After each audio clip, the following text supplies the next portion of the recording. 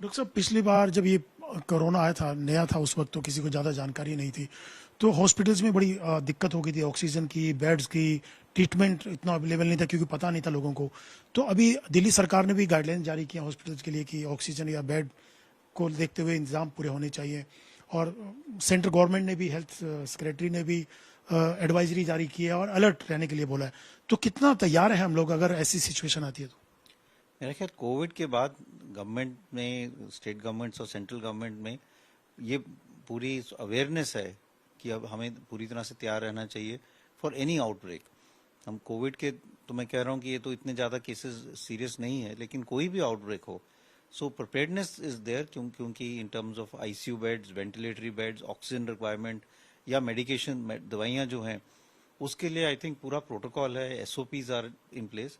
तो मेरा मानना है कि हमारी तैयारी तो बिल्कुल अच्छी है और होनी भी चाहिए, और सर्वेलेंस भी जो है वो भी अच्छा है कि ये देखने के लिए कि ये वेरिएंट जो है कोई डेंजरस इसका कोई शेप ना हो जाए।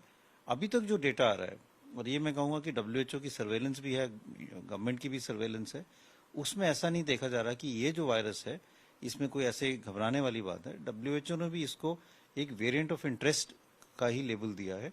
अगर हमें बहुत लगता कि ज़्यादा इसमें सीरियस केसेस होने की चांसेस हैं, तो डब्ल्यूएचओ इसको लेबल देता है वेरिएंट ऑफ कंसर्न। अभी इंटरेस्ट का ही वेरिएंट है कि इसमें मॉनिटर करने की ज़रूरत है, लेकिन इसका अभी ये वेरिएंट जो है इसमें सिवियर डिजीज के इतने ज़्यादा चांसेस नहीं हैं। जैसे टेस्ट, कोरोना टेस्टिंग की बात आती है, उस वक्त तो बहुत ही नया इनिशियल उस पे था।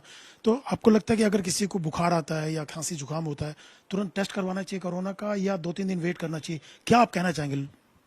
तो देखो, जिसको अगर जुकाम, नज़ला, खांसी है, वो आम फ्लू लाइक इलनेस है, उसमें ज़्यादातर लोग टेस्ट नहीं करा रहे। इन्फ्लुएंजा भी हो सकता है, H1N1 भी हो सकता है, कोविड भी हो सकता है।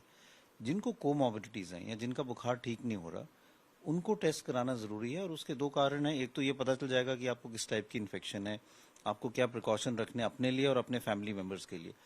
दूसरा, जैसे मैंने कहा, अब हमारे पास एंटीवायरल ड्रग्स हैं। जो फ्लू है, स्वाइन फ्लू हो, इन्फ्लुएंजा हो, उसके लिए अलग ड्रग है, ऑसिलटेमावीर, जो टैमी फ्लू के नाम से जानी जाती है। और इसकी यहाँ जो कोविड के लिए भी अलग ड्रग्स हैं, पैक्सलोविड करके एक दवाई है, वो दे सकते हैं। तो एक दफ़ा अगर डायग्नोसिस हो जाए तो आप स्पेसिफिक एंटीवायरल ड्रग भी दे सकते हो।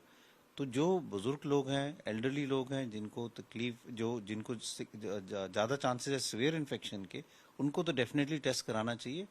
हेल्दी यंग लोगों को अगर जुकाम, नज़ला, बुखार है, तो वो कुछ दिन वेट भी कर सकते हैं।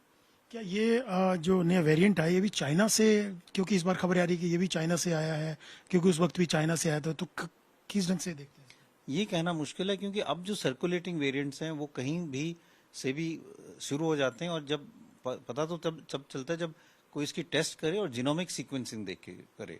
तो मेरा ये मानना है कि अब ये कहना मुश्किल है। ये हमें समझ लेना चाहिए कि ये जो कोविड-19 वायरस है, कोरोना जो ये सब वायरस है, ये अब हमारे साथ रहेगा। जैसे, हाँ, मतलब ये जैसे और वायरसेस हैं, इसमें ही रहेगा, ये कभी खत्म नहीं होगा।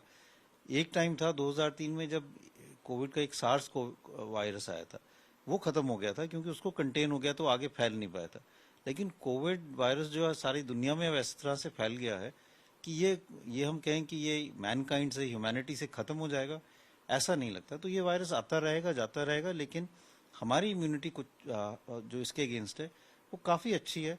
तो अब पैंडेमिक वाली सिचुएशन जो हमने 2019-20 में देखी थी, वैसे वाली सिचुएशन आने के चांसेस बहुत कम है। एक आखिरी सवाल डॉक्टर साहब, लोगों को क्या कहना चाहेंगे कि पैनिक करने की जरूरत है या सिर्फ अलर्ट रहने की जरूरत है, सावधानी बरतें और थोड़ा ध्यान रखें, प्रोटोकॉल का पालन करें, गाइडलाइंस जो है?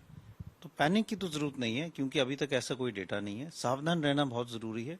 और मैं यही कहूँगा कि जो हाई रिस्क ग्रुप हैं, बुजुर्ग लोग हैं, या जिनकी इम्यूनिटी कम है, डायबिटीज़ हैं, हार्ट की प्रॉब्लम है, क्रॉनिक किडनी डिजीज़ हैं, डायलिसिस पे हैं, उनको अपना ज़्यादा ध्यान रखना चाहिए। मास्क लगाएं अगर बाहर जा रहे हैं, अपने हैंड सैनिटाइज़र लेके जाएं, या रेगुलरली हाथ धोएं, 2 गज की दूरी रखें, क्योंकि अगर उनको इन्फेक्शन हो गया तो थोड़ा सा सीरियस हो सकता है, और उनकी अंडरलाइंग जो कोमॉर्बिडिटी है वो भी बिगड़ सकती है, कि शुगर बढ़ सकती है, किडनी के जो वैल्यूज़ हैं वो बिगड़ सकती हैं। तो उनको थोड़ा ज़्यादा ध्यान रखने की ज़रूरत है, लेकिन वैसे कोई पैनिक की ज़रूरत नहीं है।